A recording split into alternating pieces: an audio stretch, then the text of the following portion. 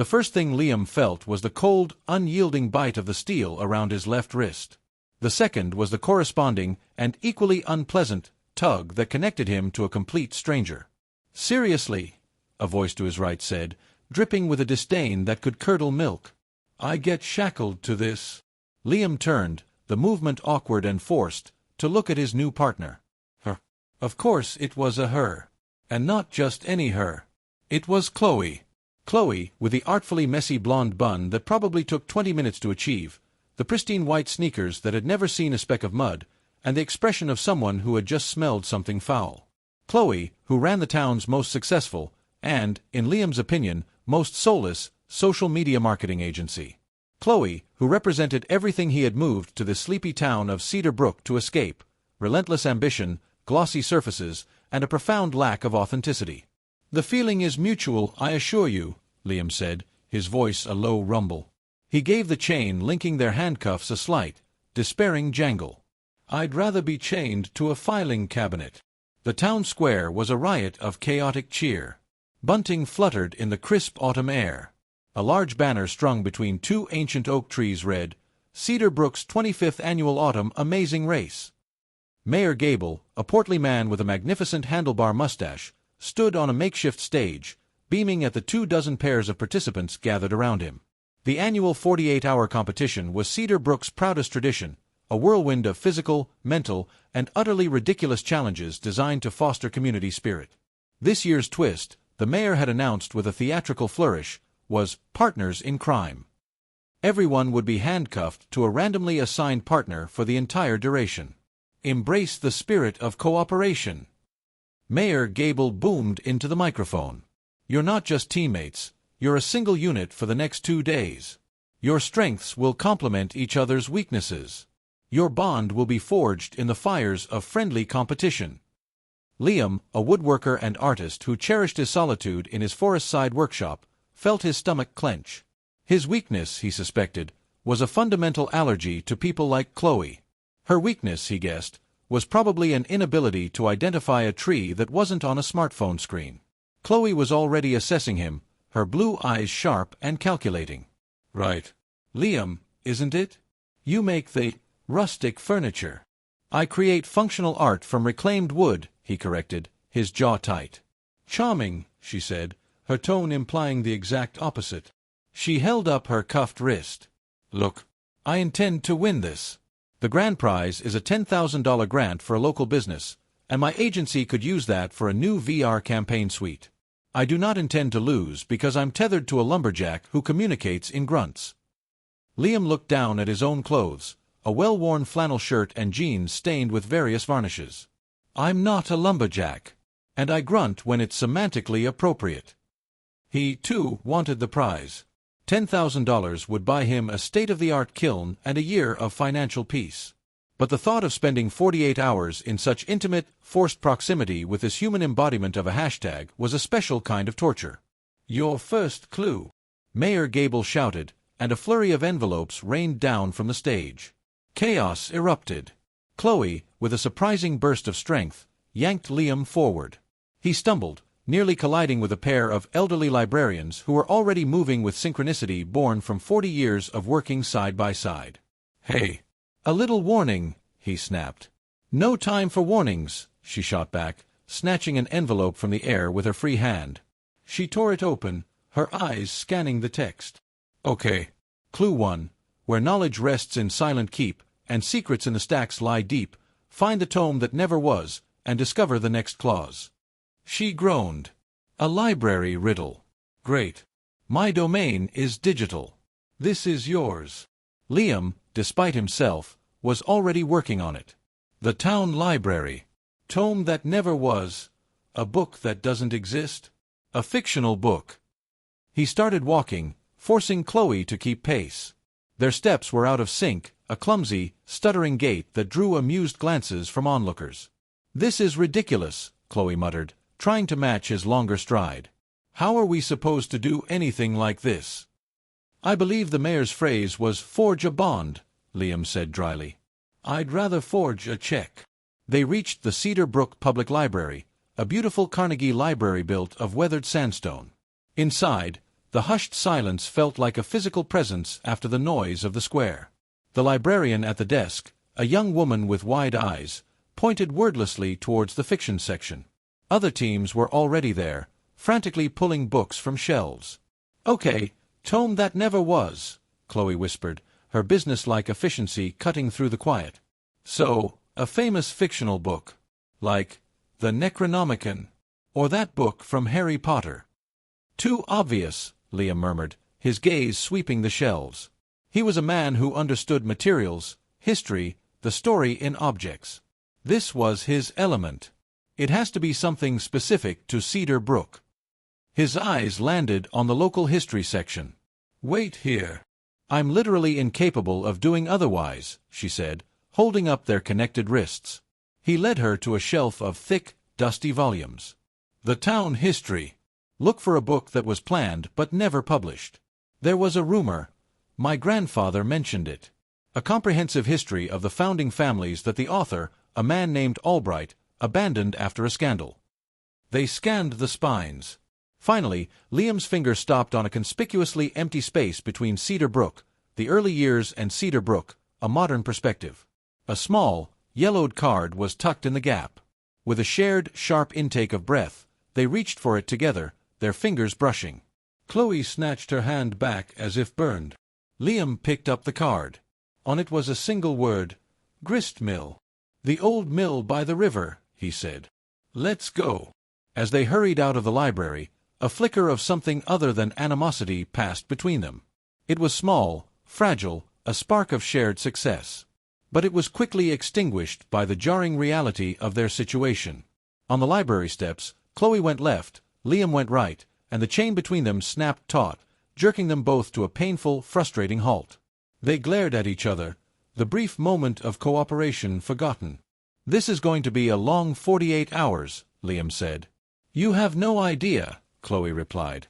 The gristmill was a decaying, picturesque relic on the edge of Swift Creek. The rusted water wheel was still, and the air smelled of damp stone and old wood. Several other teams were already there, scrambling over the structure. The next clue was found tucked under a loose floorboard inside the mill, a task, not a riddle. Chloe read it aloud, her voice flat with horror. "The river provides, the river takes. Work together to navigate the rakes. A tandem kayak, a downstream run, retrieve the flag before you are done." Liam felt a surge of vindictive pleasure. He spent his weekends on this river, fishing and kayaking. Chloe looked like she considered a light drizzle to be an extreme weather event. They were directed to a launching point where a fleet of two-person kayaks waited. The rakes referred to a series of metal gates suspended just above the water, a simple slalom course. "Okay," Liam said, taking charge. "I'll take the rear. You sit in the front. Your only job is to paddle in time with me. Left, right, left, right. Don't think, just do it. Don't think. That's your grand strategy." Chloe snapped, her face pale. "My strategy is to compensate for your certain incompetence on the water. Now get in." The process of getting into the kayak while handcuffed was a comedy of errors that involved a lot of stumbling, swearing, from Chloe, and stoic sighing, from Liam. Finally, they were seated, paddles in hand. The moment they pushed off from the bank, their lack of coordination became terrifyingly apparent. Chloe paddled left when Liam paddled right. They spun in a frantic circle, earning jeers from the teams on the bank. "Your other left," Liam barked. "I am paddling left," she shrieked back, as they narrowly avoided crashing into an overhanging willow branch. "My left or your left? We're facing the same direction. This is a death trap." Somehow, through a series of terse, shouted commands from Liam and panicked, but eventually obedient, strokes from Chloe, they straightened out and entered the slalom. The cold spray of the river soaked them. Chloe's perfect hair came undone, wet strands plastered to her face. Liam's flannel shirt became heavy and clingy. As they focused on the gates, a strange thing happened. The arguing stopped. They began to move in a ragged, but functional, rhythm. Liam would call, "Switch," and they would change sides in near unison. They weaved through the rakes, the current pulling them swiftly downstream. Ahead, a bright orange flag fluttered from a low branch overhanging the center of the river. "We need to get to the middle." Liam yelled over the rush of the water. "I see it!" Chloe yelled back, and for the first time, there was no panic in her voice, only determination. They paddled hard, the kayak slicing through the water. As they approached the flag, it became clear that the person in the front, Chloe, would have to grab it. The branch was low. "You'll have to stand," Liam instructed. "I'll brace the kayak. Quick and smooth." Chloe looked at the churning water, then at the flag. She took a deep breath, handed Liam her paddle, and slowly, shakily, rose to her feet, the kayak wobbling precariously. Liam used his paddle and his weight to stabilize it, his muscles straining. For a terrifying second, she teetered, her free arm windmilling. Then, with a lunge that defied the instability of the kayak, she snatched the flag from the branch. A triumphant whoop escaped her lips as she fell back into her seat, soaking wet, disheveled, and holding the flag aloft. She turned to Liam, a brilliant, uncalculated smile on her face. It transformed her, wiping away the sharp, polished veneer to reveal someone young, vibrant, and genuinely thrilled. For a moment, Liam just stared. Chloe, smiling. Not a corporate, client meeting smile, but a real one. It was disarming. The moment shattered as another kayak bumped into theirs. "Nice job, you two," called out the cheerful voice of Mrs. Henderson, the postmaster, who was handcuffed to the local butcher. "Now get to the bank for your next clue." The smile vanished from Chloe's face as if it had never been there, replaced by her usual focused expression. But Liam had seen it, and he couldn't unsee it. The race became a blur of exhausting, often absurd, challenges.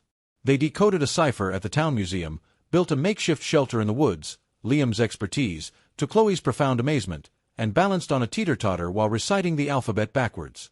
Through it all, a grudging, tactical alliance began to form. Liam was the anchor, strong, practical, and possessing a deep, intuitive knowledge of the town and its physical landscape. Chloe was the engine, driven, strategic, and a whiz at puzzles and logistics. They learned to walk in step, to anticipate each other's movements. The constant, irritating tug of the handcuff became a mere fact of life, a tether that was as much a part of them now as their own limbs. As dusk fell on the first day, they found themselves in the town's small park, deciphering a clue that led to a night observation challenge. They were given a single sleeping bag and a small tent. The rule was simple. You could rest, but you had to stay together. The reality of their situation hit them with fresh force. They had to set up the tent while handcuffed. It was a frustrating, clumsy process that involved Liam holding poles with his teeth while Chloe tried to thread them through the flaps. "This is the most undignified thing I have ever done," Chloe grumbled, her voice muffled by a mouthful of tent peg. "Try planing a board of oak one-handed sometime," Liam retorted, but there was less heat in his words than before. Finally, the lopsided tent was erected. They sat inside, the silence between them thick and uncomfortable. The sleeping bag lay between them like a contested border. "So," Chloe said, finally breaking the silence. She was looking at her phone, its glow illuminating her face in the dark tent. "No service." "Of course. The world survives without your Instagram updates for one night," Liam said, unpacking a protein bar from the small supply pack the organizers had provided. She put the phone away, wrapping her arms around her knees. "It's not about that. It's about control. Being connected. Knowing what's happening." "Nothing is happening," Liam said, gesturing to the dark, quiet park around them. "The world is just being. It's quite nice, actually." She was quiet for a long moment. "You really believe that, don't you? That all this simplicity is better?" "It's not better. It's just real," he said. "My work exists in the real world. The grain of the wood, the smell of the varnish, the weight of a finished table. It's tangible. Has a soul. Your work, it's just pixels. It's here 1 second, gone the next. A ghost." He expected a sharp retort. Instead, she just sighed, a soft, tired sound. "Maybe. But my work pays the bills. It paid my mom's medical bills. It keeps my little sister in college. Pixels put food on the table, Liam. There's a reality to that, too." Liam was taken aback. He'd never considered her as anything other than an ambitious entrepreneur. He'd never imagined a backstory involving family, responsibility, struggle. He saw her in a new light, not as a glossy surface, but as a person holding up a world. I didn't know that, he said quietly. Why would you? She said, not looking at him. You had me pegged from the start. The shallow social media girl. The accusation hung in the air, true and uncomfortable. Maybe I did, he admitted. It was the closest thing to an apology he could muster. Another long silence settled between them, but this one was different. Less hostile, more contemplative. We should sleep, Chloe said eventually. The clues said the next challenge starts at dawn. The issue of the sleeping bag remained. It was a double bag, but still. You take it, Liam said, his chivalry automatic, if gruff. Don't be stupid. We'll freeze. We'll have to share. The word was laced with trepidation. And so, in the most awkward arrangement imaginable, they lay down side by side in the single sleeping bag, their handcuffed arms trapped between them. They were pressed together from shoulder to ankle, two rigid, fully clothed bodies lying stiffly in the dark. Liam could feel the warmth of her, the slight shudder of her breathing. He could smell the river water still in her hair, mixed with the faint, clean scent of her shampoo.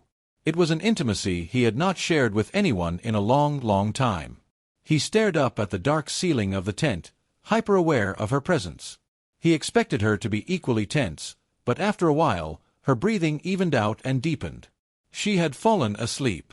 Liam lay awake for a long time, listening to the sounds of the night and the soft, steady rhythm of her breath beside him. The chain of the handcuff, which had felt like a prison, now felt like a strangely intimate connection.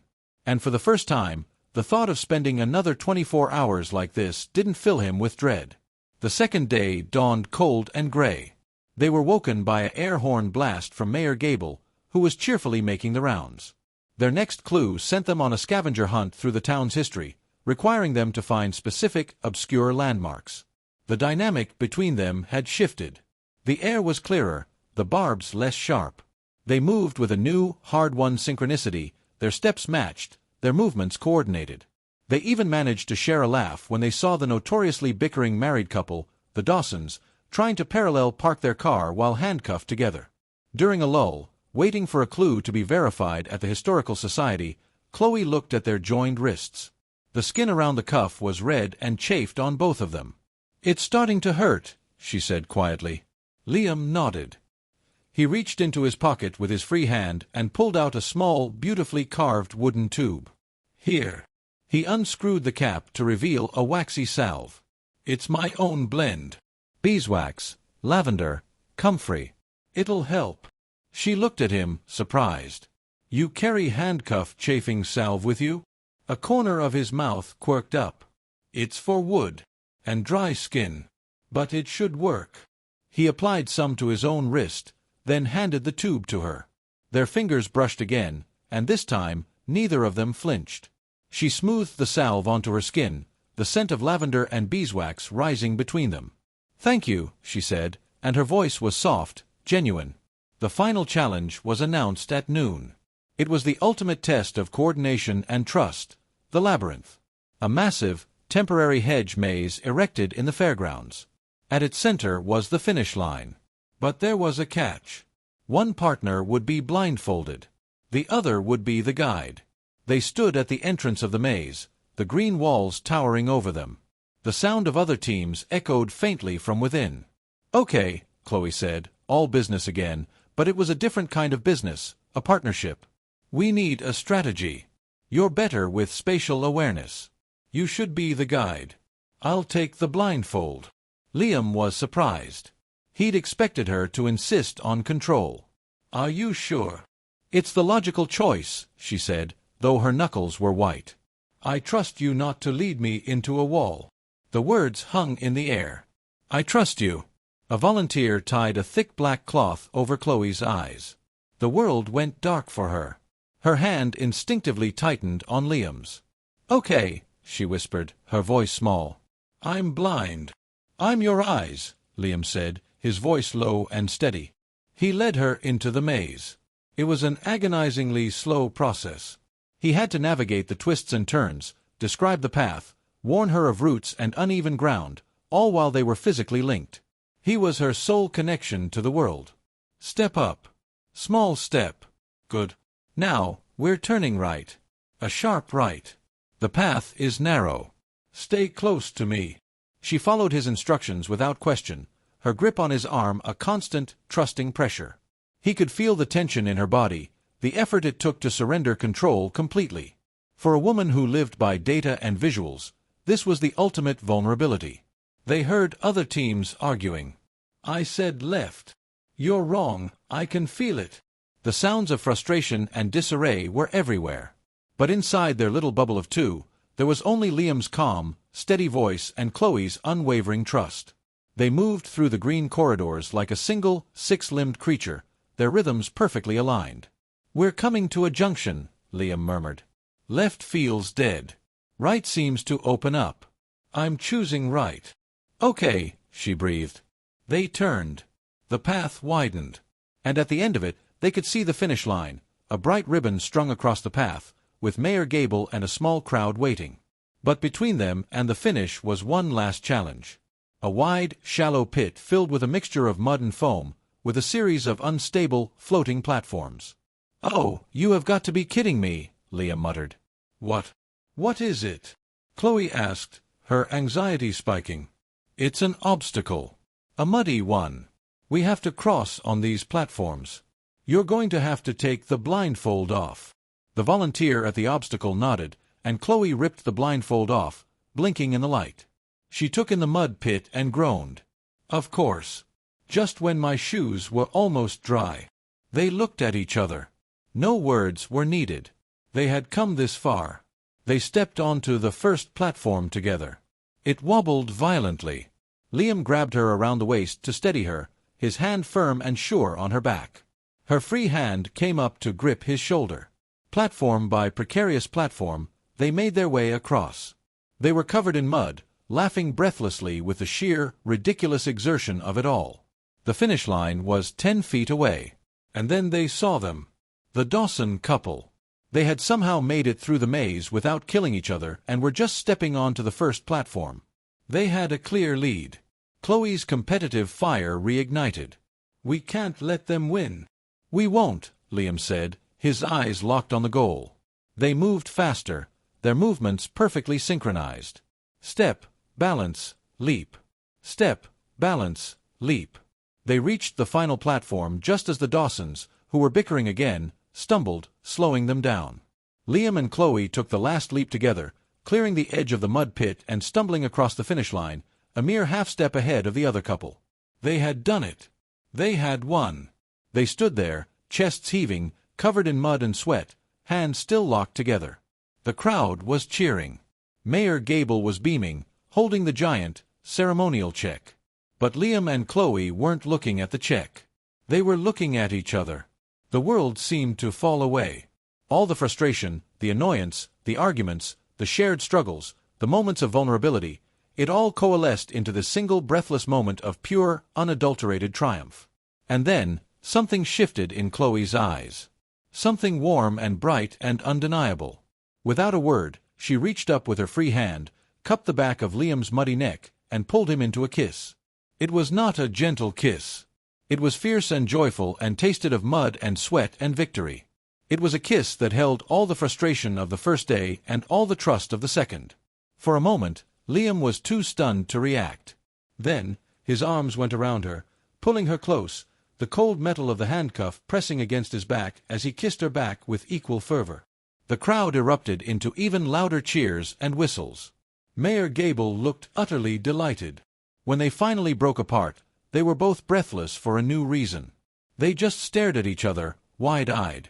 I have no idea why I just did that, Chloe whispered, her cheeks flushed a brilliant red.